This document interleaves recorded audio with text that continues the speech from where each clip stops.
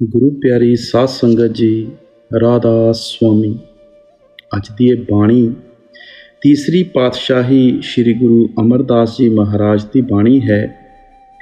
ਇਸ ਛੋਟੇ ਜਿਹੇ ਸ਼ਬਦ ਦੇ ਅੰਦਰ ਆਪ ਗੁਰੂ ਨਾਨਕ ਸਾਹਿਬ ਦੇ ਉਪਦੇਸ਼ ਦੇ ਮੁਤਾਬਕ ਗੁਰਮੁਖ ਦੇ ਮੁਤਲਕ ਸੰਤ ਮਹਾਤਮਾ ਦੀ ਤਾਲੀਮ ਦੇ ਮੁਤਲਕ ਹਰ ਪਹਿਲੂ ਤੋਂ ਬੜੀ ਅੱਛੀ ਤਰ੍ਹਾਂ ਖੋਲ੍ਹ ਕੇ ਸਮਝਾ ਰਹੇ ਹਨ। ਸਤਸੰਗ ਦੇ ਵਚਨ, ਘਰ ਅੰਦਰ ਸਭ ਵਤ ਹੈ, ਬਾਹਰ ਕਿਛ ਨਾਹੀਂ। ਆਪ ਫਰਮਾਉਂਦੇ ਹਨ ਕਿ ਅਸੀਂ ਸਭ ਦੁਨੀਆ ਦੇ ਜੀਵ ਸੁੱਖ ਔਰ ਸ਼ਾਂਤੀ ਹਾਸਲ ਕਰਨਾ ਚਾਹੁੰਦੇ ਹਾਂ, ਲੇਕਿਨ ਸੁੱਖ ਔਰ ਸ਼ਾਂਤੀ ਦੀ ਪ੍ਰਾਪਤੀ ਵਾਸਤੇ ਸਾਡਾ ਧਿਆਨ ਆਮ ਤੌਰ 'ਤੇ ਕਿਸ ਤਰਫ ਜਾਂਦਾ ਹੈ? ਦੁਨੀਆ ਦੀ ਸ਼ਕਲਾਂ ਦੀ ਤਰਫ। ਜਿਤਨਾ ਅਸੀਂ ਇਹਨਾਂ ਸ਼ਕਲਾਂ ਔਰ ਪਦਾਰਥਾਂ ਵਿੱਚੋਂ ਸੁੱਖ ਔਰ ਸ਼ਾਂਤੀ ਢੂੰਡਣ ਦੀ ਕੋਸ਼ਿਸ਼ ਕਰਦੇ ਹਾਂ, ਉਤਨਾ ਹੀ ਅਸੀਂ ਦੁਨੀਆ ਦੇ ਜੀਵ ਦਿਨ ਰਾਤ ਦੁਖੀ ਹੁੰਦੇ ਚਲੇ ਜਾ ਰਹੇ ਹਾਂ। ਜਿਨ੍ਹਾਂ ਚੀਜ਼ਾਂ ਵਿੱਚੋਂ ਅਸੀਂ ਸੁੱਖ ਢੂੰਡ ਰਹੇ ਹਾਂ ਉਹ ਆਰਜੀ ਹਨ, ਟੈਂਪਰੇਰੀ ਹਨ। ਇਸ ਲਈ ਉਹਨਾਂ ਦਾ ਸੁੱਖ ਜਾਂ ਆਰਾਮ ਵੀ ਟੈਂਪਰੇਰੀ ਹੋ ਸਕਦਾ ਹੈ। ਜੋ ਵੀ ਸਾਨੂੰ ਥੋੜ੍ਹੇ ਬਹੁਤ ਸੁੱਖ ਨਜ਼ਰ ਆਉਂਦੇ ਹਨ, ਅਰਸਾ ਪਾ ਕੇ ਦੁੱਖਾਂ ਵਿੱਚ ਤਬਦੀਲ ਹੋਣੇ ਸ਼ੁਰੂ ਹੋ ਜਾਂਦੇ ਹਨ। ਅੱਛੀ ਤਰ੍ਹਾਂ ਸੋਚ ਕੇ ਦੇਖੋ ਕਿ ਜਿਸ ਵਕਤ ਸ਼ਾਦੀ ਹੁੰਦੀ ਹੈ, ਮਨ ਵਿੱਚ ਕਿੰਨੀ ਖੁਸ਼ੀ ਮਹਿਸੂਸ ਹੁੰਦੀ ਹੈ। ਉਸੇ ਸਾਥੀ ਨਾਲ ਝਗੜਾ ਸ਼ੁਰੂ ਹੋ ਜਾਵੇ, ਸਾਰਾ ਘਰ ਦੋਜ਼ਖ ਬਣ ਜਾਂਦਾ ਹੈ। ਜਿਸ ਵਕਤ ਔਲਾਦ ਪੈਦਾ ਹੁੰਦੀ ਹੈ, ਕਿਤਨੀਆਂ ਪਾਰਟੀਆਂ ਕਰਦੇ ਹਾਂ, ਪੁੰਨਦਾਨ ਕਰਦੇ ਹਾਂ, ਰਿਸ਼ਤੇਦਾਰ ਇਕੱਠੇ ਕਰਦੇ ਹਾਂ ਔਰ ਖੁਸ਼ੀਆਂ ਮਨਾਉਂਦੇ ਹਾਂ। ਹਰ ਇੱਕ ਦਾ ਤਜਰਬਾ ਹੈ ਕਿ ਉਹੀ ਬਾਲ ਬੱਚੇ ਕਦੇ ਬਿਮਾਰ ਹੋ ਜਾਂਦੇ ਹਨ, ਕਦੇ ਨਲਾਇਕ ਨਿਕਲ ਆਉਂਦੇ ਹਨ, ਕਦੇ ਪਰਮਾਤਮਾ ਉਸ ਔਲਾਦ ਨੂੰ ਵਾਪਸ ਬੁਲਾ ਲੈਂਦਾ ਹੈ। ਦੇਖ ਲਓ, ਉਹੀ ਔਲਾਦ ਸਾਡੇ ਵਾਸਤੇ ਕਿਤਨੇ ਦੁੱਖ ਦਾ ਕਾਰਨ ਬਣ ਕੇ ਖੜੀ ਹੋ ਜਾਂਦੀ ਹੈ। ਅਸੀਂ ਦੁਨੀਆ ਦੀ ਧਨ ਦੌਲਤ ਵਿੱਚੋਂ ਸੁੱਖ ਢੂੰਡਣ ਦੀ ਕੋਸ਼ਿਸ਼ ਕਰਦੇ ਹਾਂ, ਲੇਕਿਨ ਦੇਖ ਲਓ, ਜਿਸ ਦੇ ਕਮਾਉਣ ਵਿੱਚ ਇਤਨੀਆਂ ਦੁੱਖ ਮੁਸੀਬਤਾਂ ਸਹਿਣੀਆਂ ਪੈਂਦੀਆਂ ਹਨ, ਜਦੋਂ ਜਾਂਦੀ ਹੈ ਅੱਛੀ ਤਰ੍ਹਾਂ ਦੁੱਖਾਂ ਮੁਸੀਬਤਾਂ ਵਿੱਚ ਫਸਾ ਕੇ ਜਾਂਦੀ ਹੈ। ਡਾਕਟਰਾਂ ਦੀਆਂ ਫੀਸਾਂ ਵਿੱਚੋਂ ਹੋ ਕੇ ਨਿਕਲ ਜਾਂਦੀ ਹੈ, ਮੁਕੱਦਮਿਆਂ ਦੇ ਖਰਚਿਆਂ ਵਿੱਚ ਹੋ ਕੇ ਨਿਕਲ ਜਾਂਦੀ ਹੈ। ਜਿਹੜੇ ਜਿਸਮ ਉੱਤੇ ਦੁੱਖ ਭੋਗਣੇ ਪੈਂਦੇ ਹਨ, ਉਹ ਲਾਹੇ ਦੇ ਭੁਗਤਣੇ ਪੈਂਦੇ ਹਨ। ਅਸੀਂ ਸ਼ਰਾਬਾਂ ਕਬਾਬਾਂ ਦੀਆਂ ਲਜ਼ਤਾਂ 'ਚੋਂ ਸੁੱਖ ਢੂੰਡਣ ਦੀ ਕੋਸ਼ਿਸ਼ ਕਰਦੇ ਹਾਂ। ਇਹ ਚੀਜ਼ਾਂ ਸ਼ਾਇਦ ਖਾਣ ਪੀਣ ਨੂੰ ਅੱਛੀਆਂ ਲੱਗਦੀਆਂ ਹੋਣ, ਲੇਕਿਨ ਜਦੋਂ ਜੇਲ੍ਹ ਖਾਨਿਆਂ ਵਿੱਚ ਜਾ ਕੇ ਚੱਕੀਆਂ ਚਲਾਉਣੀਆਂ ਪੈਂਦੀਆਂ ਹਨ, ਬਿਮਾਰੀਆਂ ਭੁਗਤਣੀਆਂ ਪੈਂਦੀਆਂ ਹਨ, ਫਿਰ ਪਤਾ ਲੱਗਦਾ ਹੈ ਕਿ ਇਹ ਸੁੱਖ ਦਾ ਕਾਰਨ ਸਨ ਕਿ ਦੁੱਖ ਦਾ ਕਾਰਨ ਹਨ। ਇਹਨਾਂ ਸ਼ਕਲਾਂ ਪਦਾਰਥਾਂ ਅੰਦਰੋਂ ਸਾਨੂੰ ਸੁੱਖ ਔਰ ਸ਼ਾਂਤੀ ਕਿਉਂ ਨਹੀਂ ਮਿਲਦੀ? ਗੁਰੂ ਅਰਜਨ ਸਾਹਿਬ ਫਰਮਾਉਂਦੇ ਹਨ, ਹਰਖ ਸੋਗ ਕਾ ਨਗਰ ਇਹ ਕੀਆ, ਕਿ ਪਰਮਾਤਮਾ ਨੇ ਇਹ ਦੁਨੀਆ ਹੀ ਦੁੱਖਾਂ ਔਰ ਸੁੱਖਾਂ ਦੀ ਬਣਾਈ ਹੋਈ ਹੈ। ਕੋਈ ਸ਼ਖਸ ਨਹੀਂ ਮਿਲਦਾ ਜਿਹਨੂੰ ਸੁੱਖ ਹੀ ਸੁੱਖ ਪ੍ਰਾਪਤ ਹੁੰਦੇ ਹੋਣ, ਕਦੇ ਦੁੱਖਾਂ ਦਾ ਸਾਹਮਣਾ ਨਾ ਕਰਨਾ ਪੈਂਦਾ ਹੋਵੇ। ਨਾ ਹੀ ਕੋਈ ਅੱਜ ਤੱਕ ਐਸਾ ਸ਼ਖਸ ਮਿਲਦਾ ਹੈ ਜਿਸ ਨੂੰ ਹਮੇਸ਼ਾ ਦੁੱਖ ਹੀ ਦੁੱਖ ਮਿਲਦੇ ਹੋਣ, ਕਦੇ ਸੁੱਖ ਦਾ ਸਾਹ ਨਾ ਮਿਲਦਾ ਹੋਵੇ। ਅਗਰ 10 ਦਿਨ ਸੁੱਖਾਂ ਦੇ ਗੁਜ਼ਰ ਜਾਂਦੇ ਹਨ, ਥੋੜ੍ਹੇ ਬਹੁਤ ਦੁੱਖ ਭੁਗਤਣੇ ਪੈਂਦੇ ਹਨ। 10 ਦਿਨ ਦੁੱਖਾਂ ਦੇ ਗੁਜ਼ਰ ਜਾਂਦੇ ਹਨ, ਫਿਰ ਥੋੜ੍ਹੇ ਬਹੁਤੇ ਸੁੱਖ ਦੇ ਸਵਾਸ ਮਿਲ ਜਾਂਦੇ ਹਨ। ਇਹ ਜਿਤਨੇ ਵੀ ਆਪਣੇ ਸੁੱਖ ਹਨ, ਪਿਛਲੀਆਂ ਜਨਮਾਂ ਦੇ ਪੁੰਨਾਂ ਦੇ ਕਾਰਨ ਹਨ। ਜਿਤਨੇ ਵੀ ਆਪਣੇ ਦੁੱਖ ਹਨ, ਪਿਛਲੇ ਜਨਮਾਂ ਦੇ ਪਾਪਾਂ ਦੇ ਕਾਰਨ ਹਨ। ਪੁੰਨ ਔਰ ਪਾਪ ਇਕੱਠੇ ਹੁੰਦੇ ਹਨ, ਫਿਰ ਸਾਨੂੰ ਇਹ ਇਨਸਾਨ ਦਾ ਜਾਮਾ ਮਿਲਦਾ ਹੈ। ਅਸੀਂ ਇਸ ਸਰੀਰ ਅੰਦਰ ਬੈਠ ਕੇ ਉਹਨਾਂ ਪੁੰਨਾਂ ਦਾ ਹਿਸਾਬ ਦੇਣਾ ਹੈ, ਉਹਨਾਂ ਪਾਪਾਂ ਦਾ ਵੀ ਹਿਸਾਬ ਦੇਣਾ ਹੈ। ਉਹਨਾਂ ਪੁੰਨਾਂ ਦਾ ਹਿਸਾਬ ਦਿੰਦੇ ਹੋਏ ਆਪਾਂ ਸੁਖੀ ਹੁੰਦੇ ਹਾਂ, ਉਹਨਾਂ ਪਾਪਾਂ ਦਾ ਹਿਸਾਬ ਦਿੰਦੇ ਹੋਏ ਅੱਜ ਆਪਾਂ ਦੁਖੀ ਹੋ ਰਹੇ ਹਾਂ। ਅਗਰ ਆਪਣੇ ਸਿਰਫ ਪੁੰਨ ਹੁੰਦੇ, ਆਪਾਂ ਸਵਰਗਾਂ ਵਿੱਚ ਬੈਠੇ ਹੁੰਦੇ। ਅਗਰ ਸਿਰਫ ਪਾਪ ਹੁੰਦੇ, ਅਸੀਂ ਨਰਕਾਂ ਵਿੱਚ ਸੜਦੇ ਹੁੰਦੇ। ਇਹ ਠੀਕ ਹੈ ਕਿ ਕਿਸੇ ਦੇ ਜ਼ਿਆਦਾ ਪੁੰਨ ਹਨ, ਥੋੜ੍ਹੇ ਪਾਪ ਹਨ, ਇਸ ਕਾਰਨ ਉਹਨੂੰ ਜ਼ਿਆਦਾ ਸੁਖੀ ਮਹਿਸੂਸ ਕਰਦੇ ਹਾਂ, ਥੋੜ੍ਹਾ ਦੁਖੀ ਨਜ਼ਰ ਆਉਂਦਾ ਹੈ। ਕਿਸੇ ਦੇ ਪਾਪਾਂ ਦਾ ਬੋਝਾ ਬਹੁਤ ਜ਼ਿਆਦਾ ਹੁੰਦਾ ਹੈ, ਪੁੰਨਾਂ ਦਾ ਕੰਮ ਹੁੰਦਾ ਹੈ, ਇਸ ਕਾਰਨ ਉਹ ਸਾਨੂੰ ਜ਼ਿਆਦਾ ਦੁਖੀ ਨਜ਼ਰ ਆਉਂਦਾ ਹੈ, ਥੋੜ੍ਹਾ ਸੁਖੀ ਨਜ਼ਰ ਆਉਂਦਾ ਹੈ। ਲੇਕਿਨ ਜਿਤਨਾ ਅਰਸਾ ਦੇਹ ਅੰਦਰ ਬੈਠੇ ਹਾਂ, ਹਰ ਇੱਕ ਨੂੰ ਦੁੱਖ ਔਰ ਸੁੱਖ ਤਾਂ ਭੁਗਤਣੇ ਹੀ ਪੈਂਦੇ ਹਨ। ਸੰਤ ਮਹਾਤਮਾ ਦੁਨੀਆ ਨੂੰ ਸੁੱਖਾਂ ਦੀ ਨਗਰੀ ਬਣਾਉਣ ਵਾਸਤੇ ਨਹੀਂ ਆਉਂਦੇ, ਅਗਰ ਸੰਤ ਮਹਾਤਮਾ ਦਾ ਦੁਨੀਆ ਵਿੱਚ ਆਉਣ ਦਾ ਇਹ ਮਕਸਦ ਹੋਵੇ ਤਾਂ ਦੁਨੀਆ ਸੁੱਖਾਂ ਦੀ ਨਗਰੀ ਬਣ ਜਾਵੇ। ਤਾਂ ਤੁਸੀਂ ਖੁਦ ਸੋਚ ਸਕਦੇ ਹੋ ਕਿ ਅੱਜ ਤੱਕ ਤਾਂ ਜ਼ਰੂਰ ਬਣ ਜਾਣੀ ਚਾਹੀਦੀ ਸੀ। ਇਤਿਹਾਸ ਪੜ੍ਹ ਕੇ ਦੇਖਦੇ ਹਾਂ ਕਿ ਹਰ ਕੌਮ, ਮੁਲਕ, ਵਕਤ ਦੇ ਅੰਦਰ ਕਿਸ ਕਿਸ ਚੋਟੀ ਦੇ ਮਹਾਤਮਾ ਆਏ ਹਨ।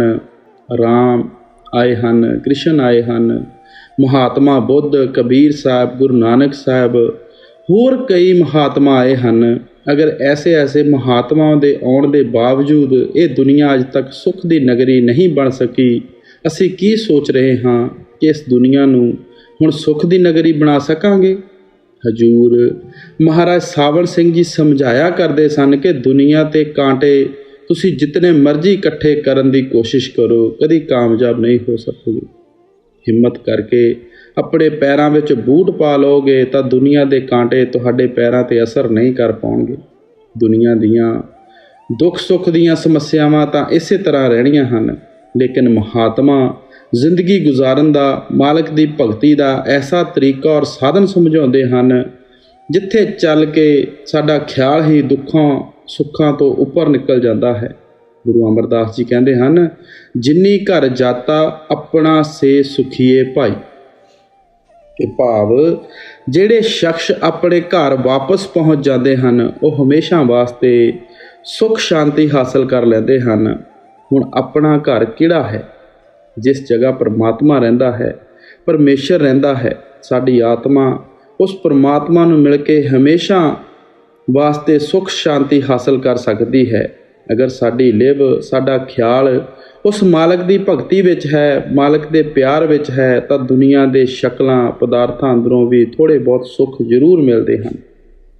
ਮੈਂ ਕਈ ਦਫਾ ਮਿਸਾਲ ਦਿੱਤੀ ਹੈ ਕਿ ਇੱਕ ਛੋਟਾ ਜਿਹਾ ਬੱਚਾ ਆਪਣੇ ਪਿਤਾ ਦੀ ਉਂਗਲੀ ਪਕੜ ਕੇ ਨੁਮਾਇਸ਼ ਵੇਖਣ ਜਾਂਦਾ ਹੈ। ਉਸ ਨੂੰ ਨੁਮਾਇਸ਼ ਅੰਦਰਲੀ ਹਰ ਚੀਜ਼ ਕਿਤਨੀ ਖੂਬਸੂਰਤ ਮਾਲੂਮ ਹੁੰਦੀ ਹੈ। ਬੱਚਿਆਂ ਦੇ ਖਿਡੌਣੇ ਕਿਤਨੇ ਅੱਛੇ ਲੱਗਦੇ ਹਨ, ਬੱਚਿਆਂ ਦੀਆਂ ਖੇਲਾਂ ਕਿਤਨੀਆਂ ਅੱਛੀਆਂ ਲੱਗਦੀਆਂ ਹਨ, ਮਿਠਾਈ ਦੀਆਂ ਦੁਕਾਨਾਂ ਕਿਤਨੀਆਂ ਖੂਬਸੂਰਤ ਲੱਗਦੀਆਂ ਹਨ। ਉਹ ਬੱਚਾ ਸੋਚਦਾ ਹੈ ਕਿ ਉਸ ਨੂੰ ਖੁਸ਼ੀ ਸ਼ਾਇਦ ਨੁਮਾਇਸ਼ ਦੇ ਸਾਜੋ ਸਮਾਨ ਵਿੱਚੋਂ ਮਿਲ ਰਹੀ ਹੈ। ਅਗਰ ਉਹ ਗਲਤੀ ਨਾਲ ਪਿਤਾ ਦੀ ਉਂਗਲੀ ਛੱਡ ਬੈਠਦਾ ਹੈ, ਨੁਮਾਇਸ਼ ਦਾ ਸਾਰਾ ਸਾਜੋ ਸਮਾਨ ਉਸੇ ਜਗ੍ਹਾ ਹੁੰਦਾ ਹੈ, ਲੇਕਿਨ ਬੱਚਾ ਰੋਣਾ ਸ਼ੁਰੂ ਕਰ ਦਿੰਦਾ ਹੈ, ਚੀਖਾਂ ਮਾਰਦਾ ਹੈ। ਫਿਰ ਉਹ ਬੱਚਾ ਮਹਿਸੂਸ ਕਰਦਾ ਹੈ ਕਿ ਨੁਮਾਇਸ਼ ਦੇ ਅੰਦਰੋਂ ਉਹ ਖੁਸ਼ੀ ਉਤਨਾ ਅਰਸਾ ਹਾਸਲ ਕਰ ਸਕਦਾ ਸੀ ਜਿਤਨਾ ਚਿਰ ਉਸ ਨੇ ਪਿਤਾ ਦੀ ਉਂਗਲੀ ਪਕੜੀ ਹੋਈ ਸੀ। ਹੁਣ ਸਾਡਾ ਪਿਤਾ ਕੌਣ ਹੈ? ਉਹ ਅਕਾਲ ਪੁਰਖ ਹੈ, ਪਰਮਾਤਮਾ ਹੈ, ਪਰਮੇਸ਼ਰ ਹੈ, ਜਿਸ ਦੇ ਹਜ਼ਾਰਾਂ ਅਨੇਕਾਂ ਨਾਂ ਹਰ ਇੱਕ ਨੇ ਆਪੋ ਆਪਣੇ ਪਿਆਰ ਦੇ ਵਿੱਚ ਆ ਕੇ ਰੱਖੇ ਹੋਏ ਹਨ। ਜਿਤਨਾ ਅਰਸਾ ਸਾਡੀ ਆਤਮਾ ਉਸ ਪਰਮਾਤਮਾ ਦੀ ਭਗਤੀ ਔਰ ਪਿਆਰ ਵਿੱਚ ਨਹੀਂ ਲੱਗਦੀ, ਸਾਡਾ ਕਿਸੇ ਦਾ ਅਸਲੀ ਮਾਇਨਿਆਂ ਵਿੱਚ ਹਮੇਸ਼ਾ ਵਾਸਤੇ ਸੁੱਖ ਔਰ ਸ਼ਾਂਤੀ ਹਾਸਲ ਕਰਨ ਦਾ ਸਵਾਲ ਹੀ ਪੈਦਾ ਨਹੀਂ ਹੁੰਦਾ। ਅੱਛੀ ਤਰ੍ਹਾਂ ਸੋਚ ਕੇ ਵਿਚਾਰ ਕਰਕੇ ਦੇਖੋ ਕਿ ਜਿਨ੍ਹਾਂ ਨੂੰ ਪਰਮਾਤਮਾ ਨੇ ਦੁਨੀਆ ਅੰਦਰ ਸਭ ਕੁਝ ਬਖਸ਼ਿਆ ਹੋਇਆ ਹੈ, ਜ਼ਿੰਦਗੀ ਦਾ ਨੇਕ ਸਾਥੀ ਵੀ ਦਿੱਤਾ ਹੋਇਆ ਹੈ, ਨੇਕ ਔਲਾਦ ਵੀ ਦਿੱਤੀ ਹੈ, ਗਰਜੇ ਕਿ ਪਰਮਾਤਮਾ ਨੇ ਦੁਨੀਆ ਦੀਆਂ ਨਿਆਮਤਾਂ ਦੀ ਤਰਫੋਂ ਕੋਈ ਕਮੀ ਨਹੀਂ ਰੱਖੀ, ਲੇਕਿਨ ਫਿਰ ਵੀ ਕਦੇ ਇਕੱਲੇ ਬੈਠ ਕੇ ਦੇਖੋ, ਮਨ ਵਿੱਚ ਖੁਸ਼ੀ ਨਹੀਂ ਆਉਂਦੀ, ਸ਼ਾਂਤੀ ਨਹੀਂ ਆਉਂਦੀ। ਮਨ ਕਿਸੇ ਨਾ ਕਿਸੇ ਚੀਜ਼ ਵਾਸਤੇ ਭਟਕਦਾ ਔਰ ਤੜਪਦਾ ਰਹਿੰਦਾ ਹੈ। ਪਤਾ ਨਹੀਂ ਲੱਗਦਾ ਇਤਨਾ ਕੁਛ ਹੋਣ ਦੇ ਬਾਵਜੂਦ, ਕਿਸ ਕਮੀ ਦੇ ਨਾ ਹੋਣ ਦੇ ਬਾਵਜੂਦ ਮਨ ਕਿਸ ਚੀਜ਼ ਵਾਸਤੇ ਇਤਨਾ ਬੇਚੈਨ ਮਹਿਸੂਸ ਕਰਦਾ ਹੈ। ਇਹ ਸਾਡੀ ਆਤਮਾ ਦੀ ਕਸ਼ਿਸ਼ ਹੈ ਆਪਣੇ ਅਸਲ ਦੀ ਤਰਫ। ਜਿਤਨਾ ਚਿਰ ਅਸੀਂ ਆਪਣੇ ਆਪ ਨੂੰ ਅਸਲ ਦੀ ਤਰਫ ਨਹੀਂ ਜਾਣ ਦਿਆਂਗੇ, ਇਸ ਅੰਦਰ ਕਦੇ ਸੁੱਖ ਨਹੀਂ ਆ ਸਕਦਾ, ਸ਼ਾਂਤੀ ਨਹੀਂ ਆ ਸਕਦੀ।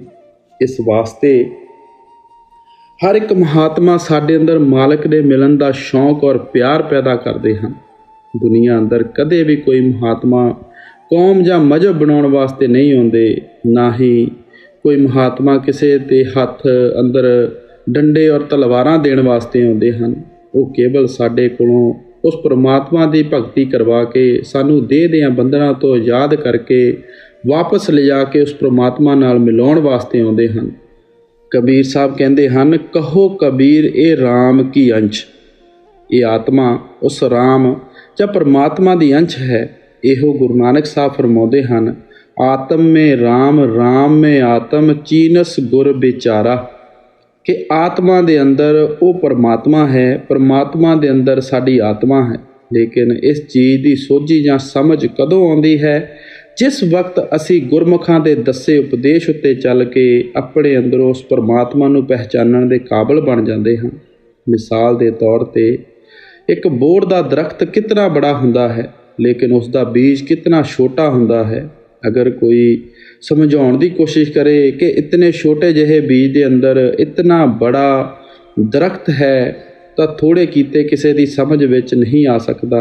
जदों बीज नूं जमीन दे अंदर बो दिंदे हां, वो छोटा जिहा पौधा बन के निकलदा है और आहिस्ता आहिस्ता परवरिश पा के बढ़दा इतना बड़ा दरख्त हो जाता है। फिर पता लगता है कि इतने बड़े दरख्त के अंदर बहुत छोटा जिहा बीज है और इतने छोटे जिहे बीज के अंदर बहुत बड़ा दरख्त है। इसे तरह महात्मा प्यार नाल समझाउंदे हन कि साडी आत्मा उस परमात्मा दी अंश है।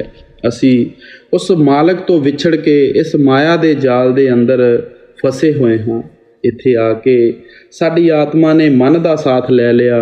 मन अगे इंद्रियां दे भोगां, विषयां, वकारां, शुआबां, कबाबां, दुनिया के धंधियां दा आशिक है।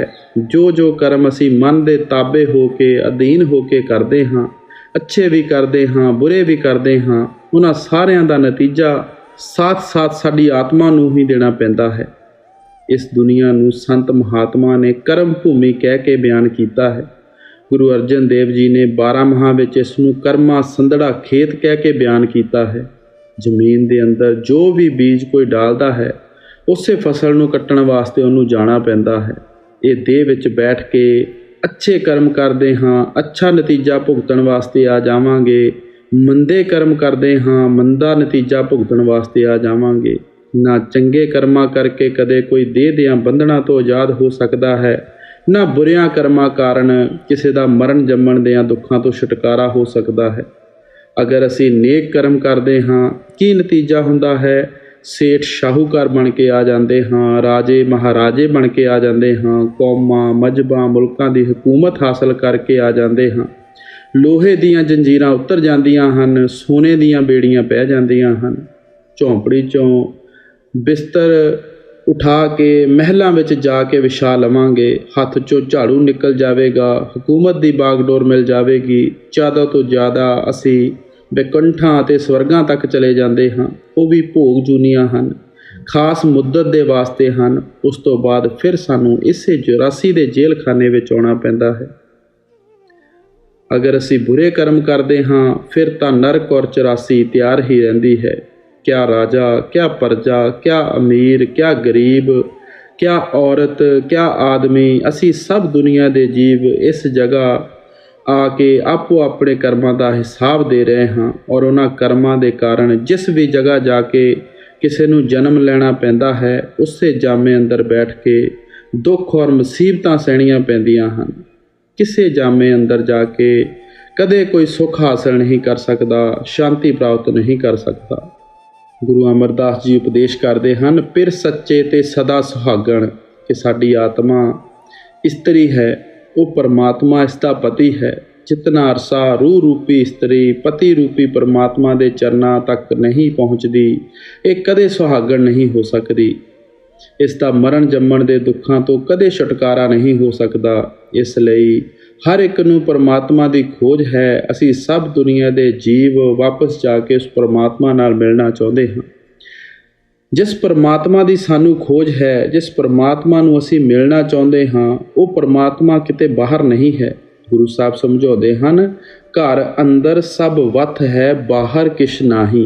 कि भरावा वो परमात्मा जिसने सब कुछ पैदा किया है, वो जरे जरे पत्ते पत्ते अंदर समाया होया है, वो व्यापक है। वो परमात्मा किते बाहर नहीं है, वो साडे अंदर बैठा होया है।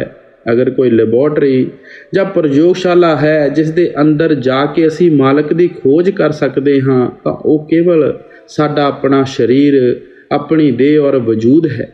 किसी महात्मा की बाणी खुले दिल नाल पढ़ के देख लो, सब इहो उपदेश करते हैं। गुरु अमरदास जी फरमाते हैं, काया अंदर आप वसे अलख न लखिया जाई, मनमुख मुग्ध बूझे नाही, बाहर भालन जाई। ਕਿ ਅਸੀਂ ਮਨਮੁਖ ਹਾਂ, ਮੁਗਧ ਹਾਂ, ਗਵਾਰ ਹਾਂ। ਉਹ ਪਰਮਾਤਮਾ ਸਰੀਰ ਦੇ ਅੰਦਰ ਬੈਠਾ ਹੋਇਆ ਹੈ। ਅਸੀਂ ਉਸ ਪਰਮਾਤਮਾ ਨੂੰ ਦਿਨ ਰਾਤ ਬਾਹਰੋਂ ਢੂੰਡਣ ਦੀ ਕੋਸ਼ਿਸ਼ ਕਰਨ ਲੱਗੇ ਹੋਏ ਹਾਂ।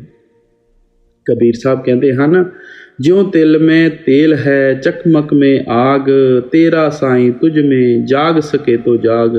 ਕਿ ਉਹ ਭਰਾਵਾ, ਜਿਸ ਤਰ੍ਹਾਂ ਤਿਲਾਂ ਅੰਦਰ ਤੇਲ ਹੈ, ਪੱਥਰ ਅੰਦਰ ਅਗਨੀ ਹੈ, ਉਸੇ ਤਰ੍ਹਾਂ ਉਹ ਪਰਮਾਤਮਾ ਜਿਸ ਦੀ ਤੂੰ ਖੋਜ ਕਰਨ ਲੱਗਾ ਹੋਇਆ ਹੈ, ਉਹ ਤੇਰੇ ਸਰੀਰ ਦੇ ਅੰਦਰ ਬੈਠਾ ਹੋਇਆ ਹੈ। ਜੀਸਸ ਕ੍ਰਾਈਸਟ ਨੇ ਬਾਈਬਲ ਅੰਦਰ ਸਮਝਾਇਆ ਹੈ, repent kingdom of God is within you. ਕਿ ਭਾਵ ਜੋ ਕੁਛ ਤੁਸੀਂ ਪਿਛਲੇ ਜਨਮਾਂ ਅੰਦਰ ਕਰਮ ਕੀਤੇ ਹਨ, ਉਹਨਾਂ ਦਾ ਪਛਤਾਤਾਪ ਕਰੋ, ਉਹਨਾਂ ਦਾ ਹਿਸਾਬ ਕਿਤਾਬ ਖਤਮ ਕਰੋ। ਪਰਮਾਤਮਾ ਕਿਤੇ ਬਾਹਰ ਨਹੀਂ, ਉਹ ਤੁਹਾਡੇ ਸਰੀਰ, ਤੁਹਾਡੀ ਦੇਹ, ਤੁਹਾਡੇ ਵਜੂਦ ਦੇ ਅੰਦਰ ਬੈਠਾ ਹੋਇਆ ਹੈ। ਇਹੋ ਤੁਲਸੀ ਸਾਹਿਬ ਕਹਿੰਦੇ ਹਨ, ਕਿਉਂ ਭਟਕਤਾ ਫਿਰ ਰਹਾ ਤੂੰ ਐ ਤਲਾਸ਼ੇ ਯਾਰ ਮੇਂ, ਰਾਸਤਾ ਸ਼ਾਹ ਰਗ ਮੇਂ ਹੈ, ਦਿਲ ਪਰ ਪੇ ਜਾਣੇ ਕੇ लिए।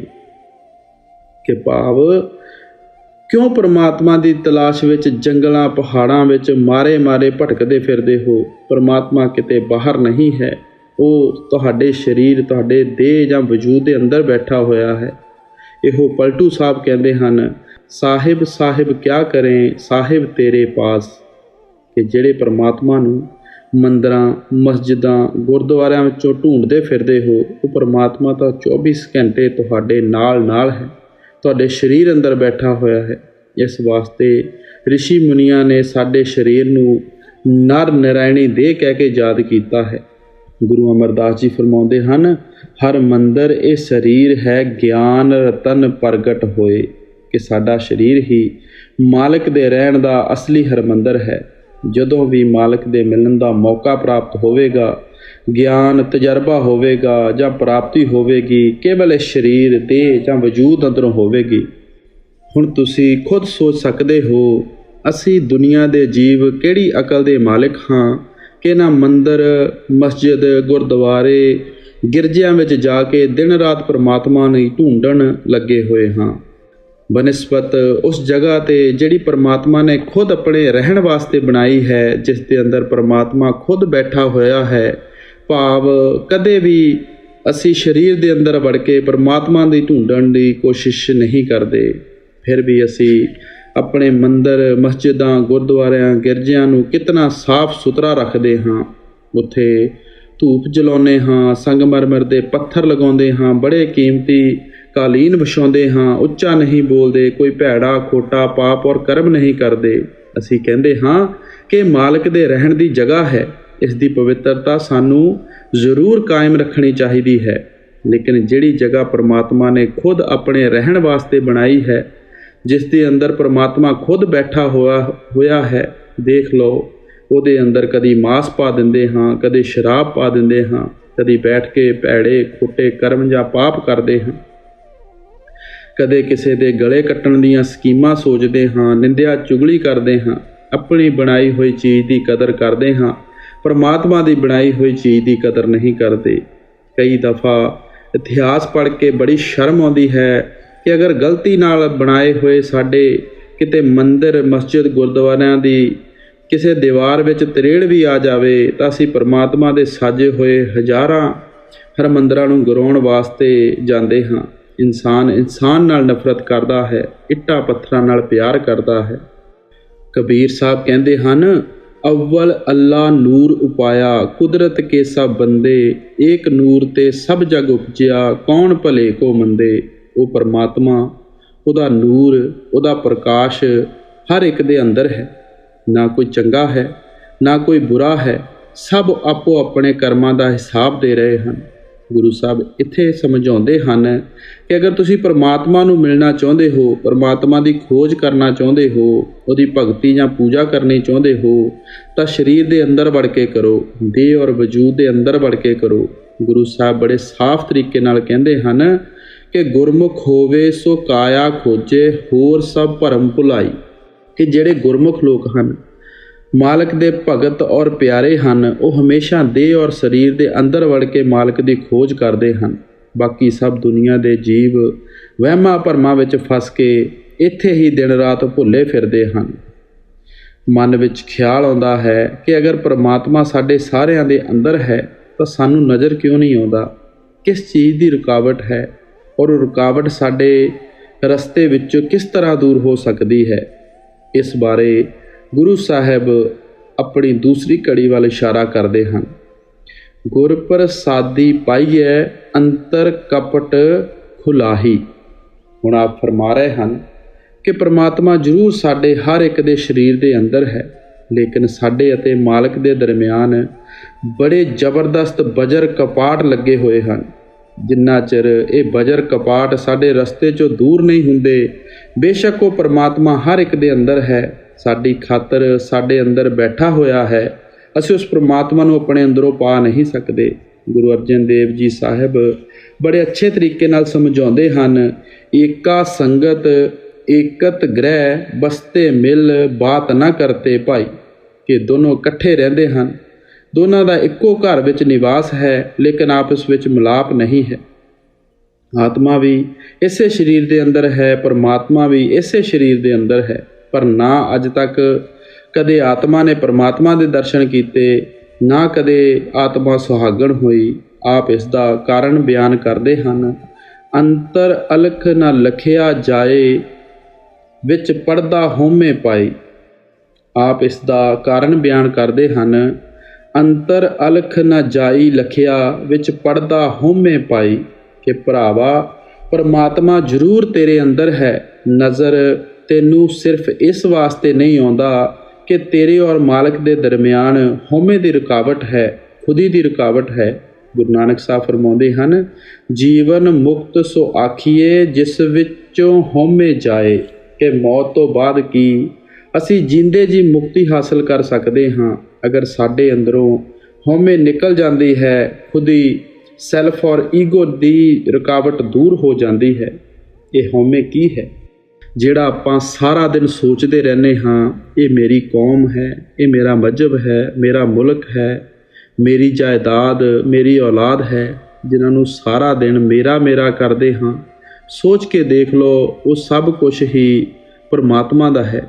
ਅਸੀਂ ਆਪਣੇ ਆਪ ਨੂੰ ਉਸ ਤੋਂ ਅਲੱਗ ਸਮਝੀ ਬੈਠੇ ਹਾਂ, ਇਹਨਾਂ ਨੂੰ ਆਪਣਾ ਬਣਾਉਣ ਦੀ ਕੋਸ਼ਿਸ਼ ਕਰਦੇ ਹਾਂ। ਇਹ ਨਾ ਅੱਜ ਤੱਕ ਕਿਸੇ ਦੇ ਬਣੇ ਹਨ, ਨਾ ਕਦੇ ਬਣ ਸਕਦੇ ਹਨ, ਲੇਕਿਨ ਜਿਹੜੀ ਇਹਨਾਂ ਨੂੰ ਆਪਣਾ ਬਣਾਉਣ ਦੀ ਕੋਸ਼ਿਸ਼ ਕਰਦੇ ਹਾਂ, ਉਹ ਸਾਨੂੰ ਇਹਨਾਂ ਦੇ ਮੋਹ ਵਿੱਚ ਫਸਾ ਦਿੰਦੀ ਹੈ, ਇਹਨਾਂ ਦੇ ਪਿਆਰ ਵਿੱਚ ਫਸਾ ਦਿੰਦੀ ਹੈ।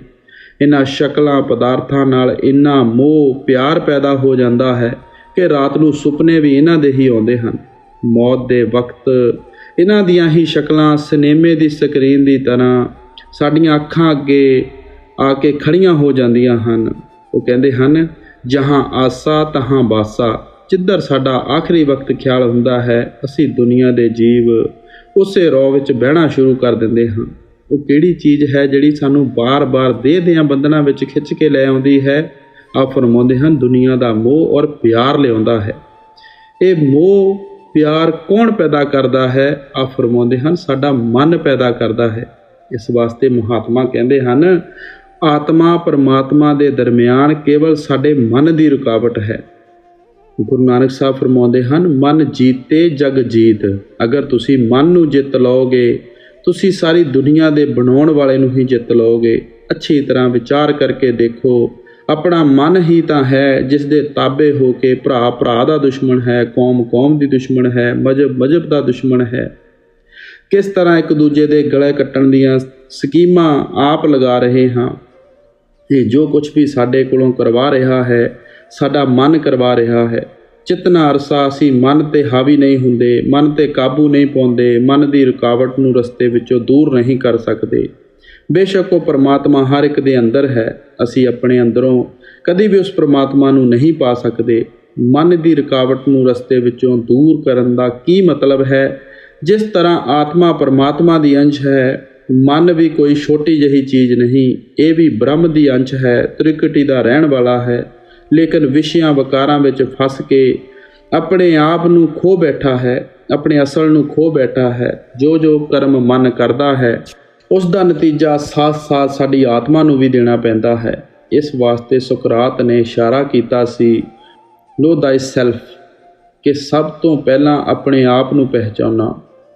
ਗੁਰੂ ਸਾਹਿਬ ਉਪਦੇਸ਼ ਕਰਦੇ ਹਨ, ਸੋ ਜਨ ਨਿਰਮਲ ਜਿਨ ਆਪ ਪਛਾਤਾ, ਕਿ ਉਹ ਸ਼ਖਸ ਨਿਰਮਲ ਹੈ, ਪਵਿੱਤਰ ਹੈ, ਜਿਹੜਾ ਆਪਣੇ ਆਪ ਨੂੰ ਪਹਿਚਾਨਣ ਦੇ ਕਾਬਲ ਬਣ ਜਾਂਦਾ ਹੈ। ਅਸੀਂ ਕਦੋਂ ਆਪਣੇ ਆਪ ਨੂੰ ਪਹਿਚਾਨਦੇ ਹਾਂ? ਜਦੋਂ ਅਸੀਂ ਮਨ ਮਾਇਆ ਦੇ ਦਾਇਰੇ ਤੋਂ ਪਾਰ ਚਲੇ ਜਾਂਦੇ ਹਾਂ। ਸਾਡੀ ਆਤਮਾ ਤੋਂ ਸਭ ਗੰਦੇ ਗਿਲਾਫ ਉਤਰ ਜਾਂਦੇ ਹਨ। ਜਦੋਂ ਸਾਡੇ ਰੂਹ ਔਰ ਮਨ ਦੀ ਗੱਠ ਖੁੱਲ੍ਹ ਜਾਂਦੀ ਹੈ, ਸਾਡਾ ਮਨ ਬ੍ਰਹਮ ਤ੍ਰਿਕੁਟੀ ਆਪਣੇ ਟਿਕਾਣੇ 'ਤੇ ਵਾਪਸ ਪਹੁੰਚ ਜਾਂਦਾ ਹੈ, ਫਿਰ ਕਿਤੇ ਜਾ ਕੇ ਸਾਨੂੰ ਆਪਣੇ ਆਪ ਦੀ ਸੋਝੀ ਆਉਂਦੀ ਹੈ। ਗੁਰੂ ਸਾਹਿਬ ਅਗਲੀਆਂ ਤੁਕਾਂ ਅੰਦਰ ਇਸ ਸ਼ਬਦ ਔਰ ਨਾਮ ਦੀ ਮਹਿਮਾ ਕਰਦੇ ਹਨ, ਸਤਿਗੁਰ ਤੇ ਹਰ ਪਾਈਏ ਭਾਈ। ਅਗਰ ਮਨ ਨੂੰ ਪਵਿੱਤਰ ਕਰਨਾ ਚਾਹੁੰਦੇ ਹੋ, ਰਸਤੇ 'ਚੋਂ ਬਜਰ ਕਪਾਟ ਦੂਰ ਕਰਨੇ ਹਨ, ਤਾਂ ਕੀ ਕਰਨਾ ਪੈਂਦਾ ਹੈ? ਗੁਰਮੁਖਾਂ ਦੀ ਸੰਗਤ ਕਰਨੀ ਪੈਂਦੀ ਹੈ, ਸਾਧੂ ਸੰਤਾਂ ਮਹਾਤਮਾ ਦੀ ਸੋਭਤ ਕਰਨੀ ਪੈਂਦੀ ਹੈ। ਸਾਡਾ ਮਨ ਸੰਗਤ ਔਰ ਸੋਭਤ ਦਾ ਬੜਾ ਜਲਦੀ ਅਸਰ ਲੈਂਦਾ ਹੈ। ਆਪ ਹਮੇਸ਼ਾ ਅਰਜ਼ ਕਰਦੇ ਸਨ ਕਿ 10 ਦਿਨ ਜੂਆ ਖੇਡਣ ਵਾਲਿਆਂ ਕੋਲ ਉੱਠਣਾ ਬੈਠਣਾ ਸ਼ੁਰੂ ਕਰ ਦਿਓ, ਜੂਆ ਖੇਲਣ ਦੀ ਆਦਤ ਪੈ ਜਾਵੇਗੀ। ਸ਼ਰਾਬ ਪੀਣ ਵਾਲਿਆਂ ਕੋਲ ਬੈਠੋ, ਸਿਗਰਟ ਪੀਣ ਵਾਲਿਆਂ ਕੋਲ ਬੈਠੋ, ਵੈਸੇ ਵੈਸੇ ਵਿਚਾਰ ਮਨ ਵਿੱਚ ਆਉਣੇ ਸ਼ੁਰੂ ਹੋ ਜਾਂਦੇ ਹਨ। ਅਸੀਂ ਮਾਲਕ ਦੇ ਭਗਤਾਂ ਔਰ ਪਿਆਰਿਆਂ ਦੀ ਸੰਗਤ ਕਰਦੇ ਹਾਂ, ਸੋਭਤ ਕਰਦੇ ਹਾਂ। ਉਹਨਾਂ ਨੂੰ ਦੇਖ ਕੇ ਬਦੋ ਬਦੀ ਸਾਡੇ ਅੰਦਰ ਮਾਲਕ ਦੇ ਮਿਲਣ ਦਾ ਸ਼ੌਂਕ ਔਰ ਪਿਆਰ ਪੈਦਾ ਹੋ ਜਾਂਦਾ ਹੈ।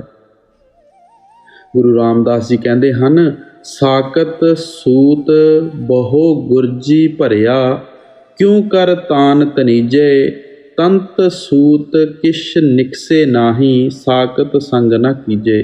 ਕਿ ਭਰਾਵਾ, ਉਲਝੇ ਹੋਏ ਸੂਤ 'ਚੋਂ ਕਦੀ ਕੱਪੜਾ ਨਹੀਂ ਬੁਣਿਆ ਜਾ ਸਕਦਾ। ਇਸੀ ਤਰ੍ਹਾਂ ਮਨਮੁਖਾਂ ਦੀ ਸੰਗਤ ਔਰ ਸੋਭਤ ਵਿੱਚ ਰਹਿ ਕੇ ਤੇਰਾ ਖਿਆਲ ਕਦੇ ਵੀ ਪਰਮਾਤਮਾ ਦੀ ਭਗਤੀ ਦੀ ਤਰਫ ਨਹੀਂ ਜਾ ਸਕਦਾ। ਕਿਹਨਾਂ ਦੀ ਸੰਗਤ ਕਰਨੀ ਚਾਹੀਦੀ ਹੈ? ਆਪ ਕਹਿੰਦੇ ਹਨ, ਗੋਬਿੰਦ ਜੀਓ ਸਤ ਸੰਗਤ ਮੇਲ ਹਰ ਧਿਆਈਏ।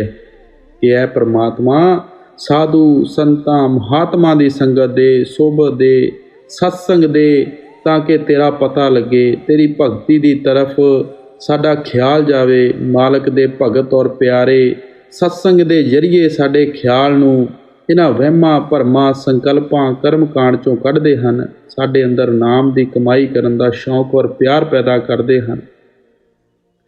ਗੁਰਮੁਖਾਂ ਨੇ ਘੋਲ ਕੇ ਸਾਡੇ ਅੰਦਰ ਕੁਛ ਨਹੀਂ ਪਾਉਣਾ।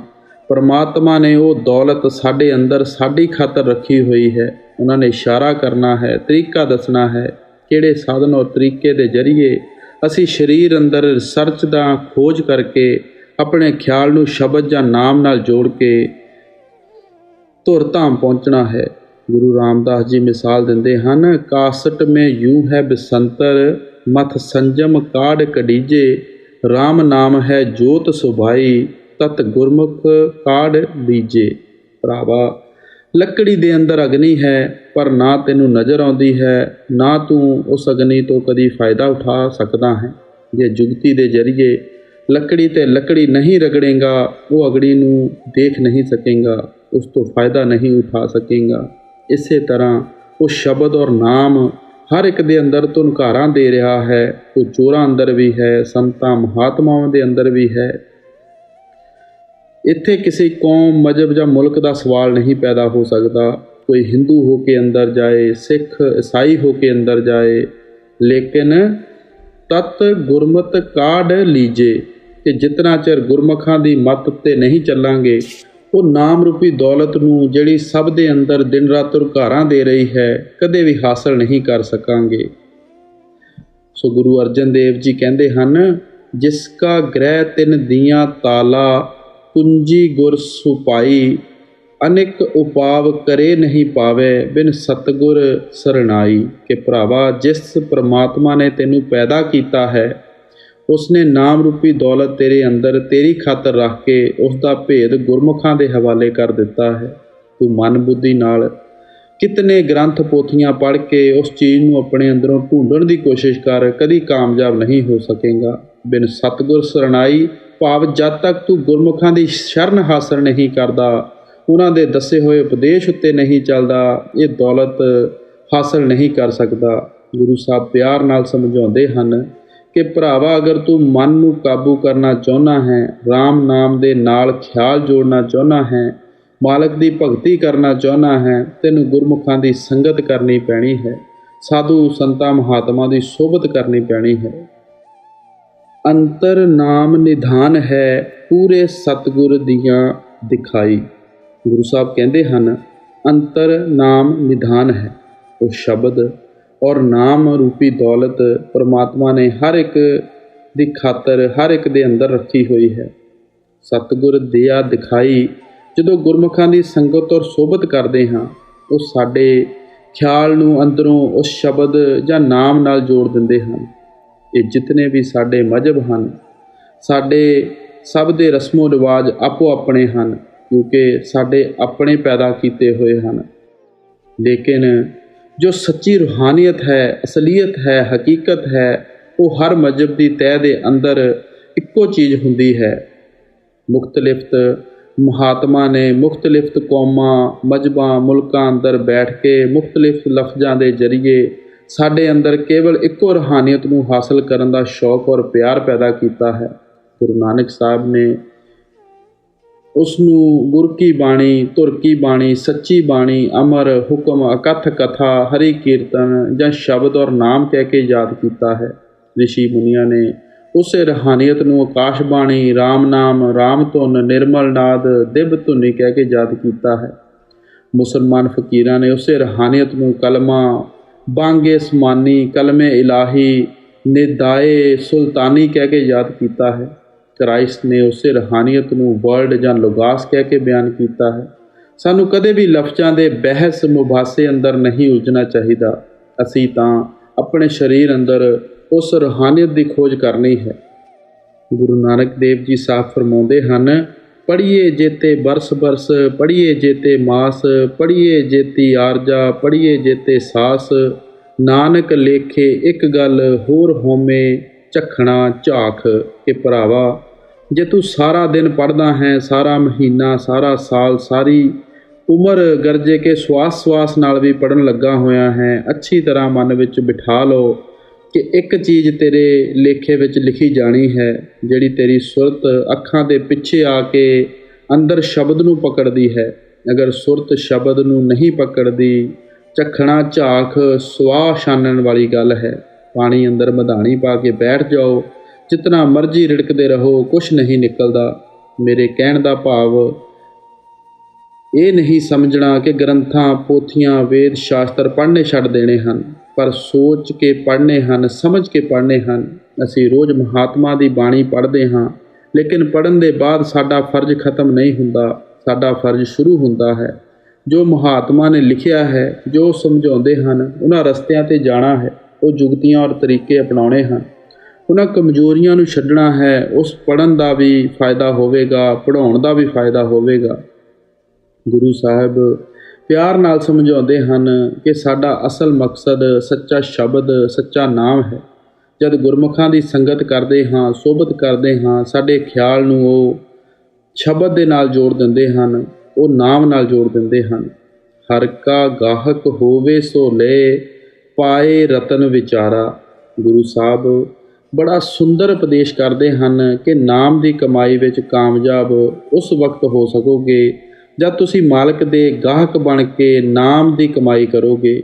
ਆਪ ਦੇ ਸਮਝਾਉਣ ਦਾ ਮਤਲਬ ਹੈ ਕਿ ਦੁਨੀਆ ਦੇ ਗਾਹਕ ਬਣ ਕੇ ਨਾਮ ਦੀ ਕਮਾਈ ਨਹੀਂ ਕਰਨੀ। ਪੁੱਤਰਾਂ ਧੀਆਂ ਦੇ ਸੁੱਖ, ਕੌਮਾਂ, ਮਜ਼ਹਬਾਂ, ਮੁਲਕਾਂ ਦੀ ਮਾਣ ਵਡਿਆਈ, ਮੁਕੱਦਮੇ ਜਿੱਤਣਾ, ਧਨ ਦੌਲਤ ਇਕੱਠੀ ਕਰਨ ਵਾਸਤੇ ਨਾਮ ਦੀ ਕਮਾਈ ਨਹੀਂ ਕਰਨੀ। ਨਾਮ ਦੀ ਕਮਾਈ ਸਿਰਫ ਮਾਲਕ ਨੂੰ ਮਿਲਣ ਵਾਸਤੇ ਕਰਨੀ ਹੈ। ਜਿਤਨਾ ਚਿਰ ਮਾਲਕ ਦੇ ਮਿਲਣ ਦਾ ਇਸ਼ਕ ਪਿਆਰ ਲੈ ਕੇ ਨਾਮ ਦੀ ਕਮਾਈ ਨਹੀਂ ਕਰਾਂਗੇ, ਅਸੀਂ ਨਾਮ ਦੀ ਕਮਾਈ ਵਿੱਚ ਕਦੇ ਵੀ ਕਾਮਯਾਬ ਨਹੀਂ ਹੋ ਸਕਦੇ। ਲੋਕ ਇਸ ਤਰ੍ਹਾਂ ਮਾਲਕ ਦੀ ਭਗਤੀ ਕਰਦੇ ਹਨ ਜਿਸ ਤਰ੍ਹਾਂ ਗੁੱਗੇ ਦੀ ਪੂਜਾ ਕਰਦੇ ਹਾਂ, ਸੱਪ ਦੀ ਪੂਜਾ ਕਰਦੇ ਹਾਂ। ਸੱਪ ਦੀ ਪੂਜਾ ਕੋਈ ਇਸ ਵਾਸਤੇ ਨਹੀਂ ਕਰਦਾ ਕਿ ਸੱਪ ਨਾਲ ਪਿਆਰ ਹੈ। ਲੋਕ ਸੱਪ ਦੇ ਡੰਗ ਤੋਂ ਡਰਦੇ ਹੋਏ ਸੱਪ ਦੀ ਪੂਜਾ ਕਰਦੇ ਹਨ। ਕਦੇ ਵੀ ਇਹ ਖਿਆਲ ਲੈ ਕੇ ਮਾਲਕ ਦੀ ਭਗਤੀ ਨਹੀਂ ਕਰਨੀ ਚਾਹੀਦੀ ਕਿ ਅਗਰ ਭਗਤੀ ਨਹੀਂ ਕਰਾਂਗੇ, ਪੁੱਤਰਾਂ ਧੀਆਂ ਨਲਾਇਕ ਹੋ ਜਾਣਗੇ, ਕਾਰੋਬਾਰ ਵਿੱਚ ਘਾਟਾ ਪੈ ਜਾਵੇਗਾ, ਬਰਾਦਰੀ ਅੰਦਰ ਨਿਰਾਦਰੀ ਹੋ ਜਾਵੇਗੀ।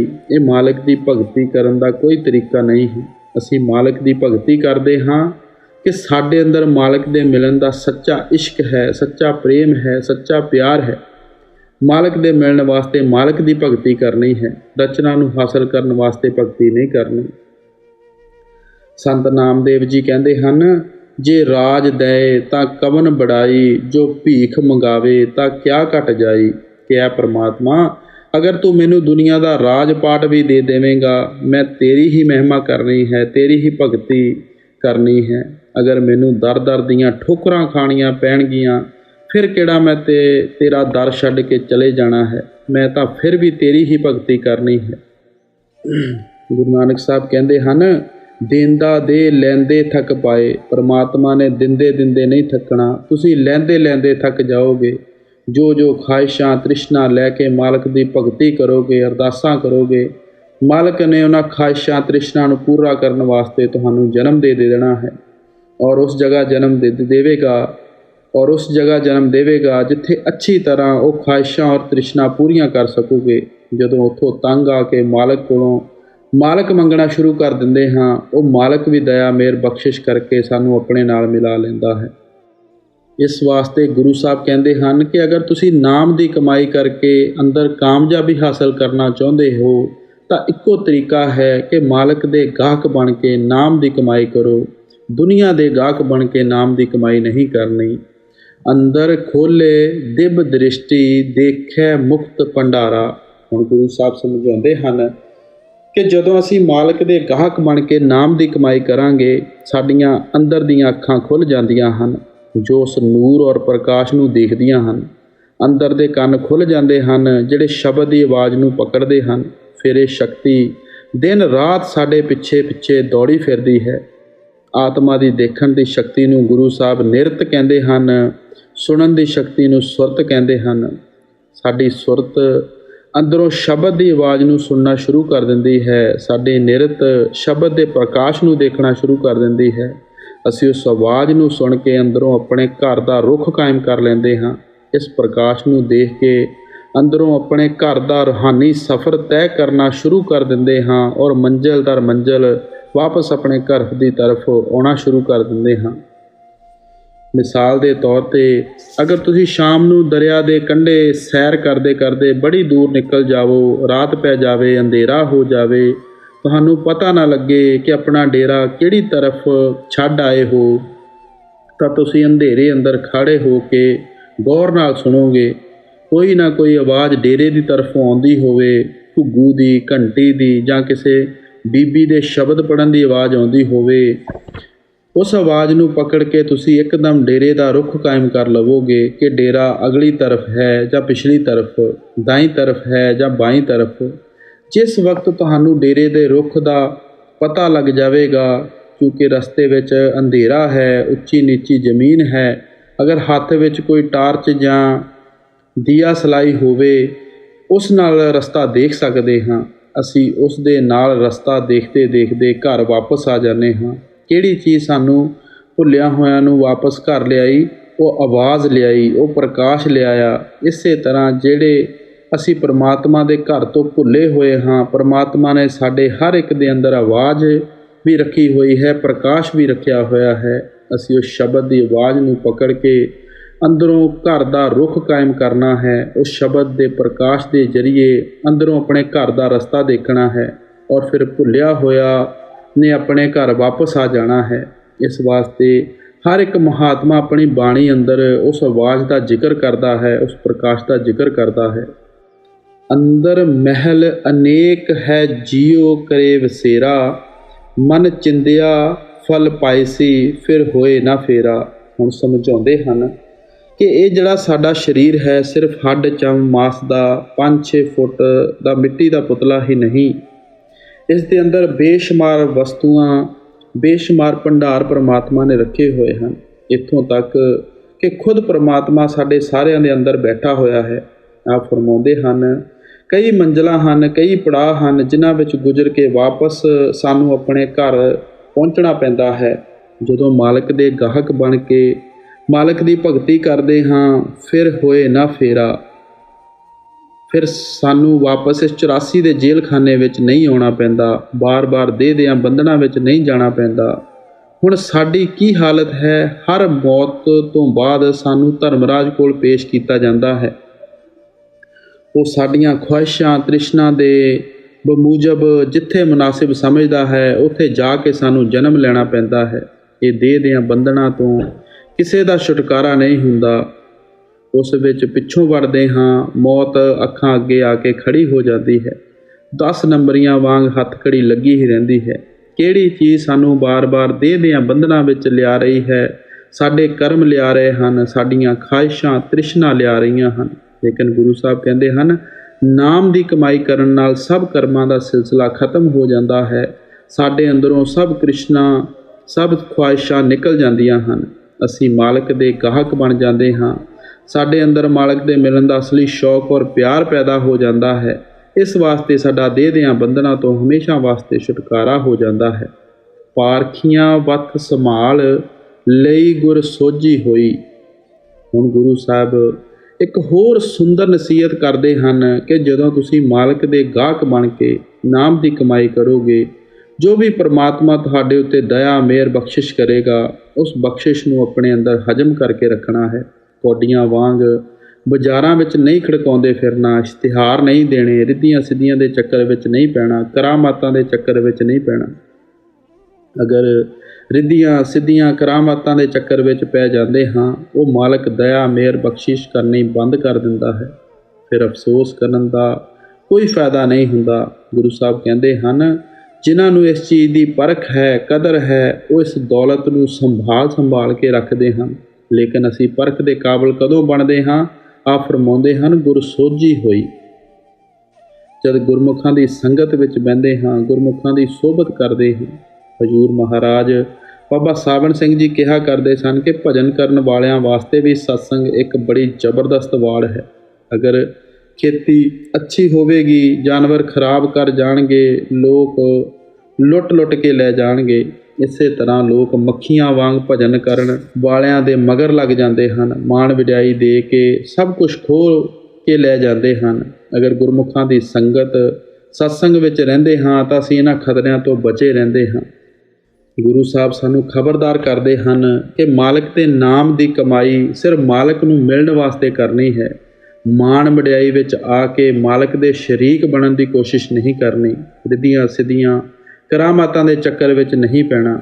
ਹਜ਼ੂਰ ਮਹਾਰਾਜ ਜੀ ਫਰਮਾਇਆ ਕਰਦੇ ਸਨ ਕਿ ਅਗਰ ਜੌਹਰੀ ਨੂੰ ਹੀਰਾ ਮਿਲ ਜਾਏ ਤਾਂ ਉਹਨੂੰ ਉਹਦੀ ਕਦਰ ਹੁੰਦੀ ਹੈ। ਦੇਖ ਲਓ ਉਹਨੂੰ ਕਿਤਨਾ ਸੰਭਾਲ ਕੇ ਰੱਖਦਾ ਹੈ, ਸੇਫ ਅੰਦਰ ਰੱਖ ਕੇ ਚਾਬੀ ਸਾਰਾ ਦਿਨ ਛਾਤੀ ਨਾਲ ਲਾਈ ਰੱਖਦਾ ਹੈ। ਬੀਵੀ ਔਰ ਬਾਲ ਬੱਚਿਆਂ ਤੱਕ ਨੂੰ ਨਹੀਂ ਦੱਸਦਾ ਕਿ ਮੈਂ ਇਹ ਕਿੱਥੇ ਰੱਖੀ ਹੈ।